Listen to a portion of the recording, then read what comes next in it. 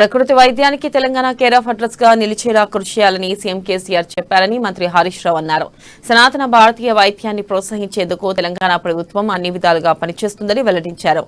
Health hub అయిన హైదరాబాద్ లో చికిత్స పొందేందుకు దేశ విదేశాల నుంచి ఇక్కడికి పేషెంట్లు వస్తున్నారని, ఆయుష్ వైద్యం పొందేందుకు సైతం వచ్చేలా నేచర్ క్యూర్ దవాఖానా ఎదగాలన్నారు.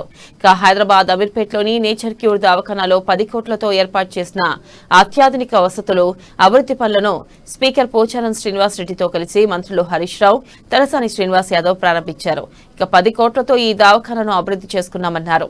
ఇంకా మరిన్ని నిధులు ఇస్తామన్నారు. ఇక కొత్తగా అభివృద్ధి చేసుకున్న ఈ హాస్పిటల్ను ప్రారంభించుకోవడం సంతోషంగా ఉందని చెప్పారు.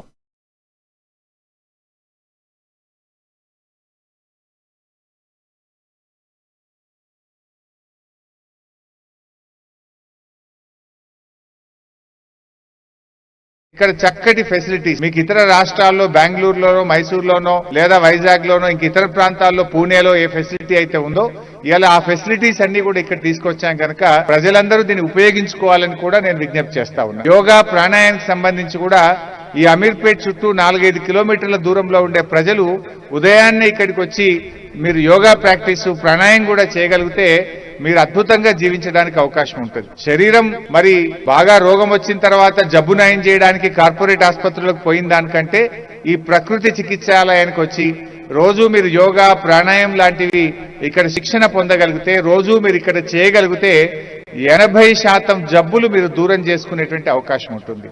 అందువల్ల ఈ చుట్టూ 4-5 కిలోమీటర్ల రేడియస్ లో ఉండే ప్రజలందరూ కూడా మీకు మంచి యోగా ఇక్కడ శిక్షకులు ఉన్నారు, మంచి ట్రైనర్స్ ఉన్నారు కనుక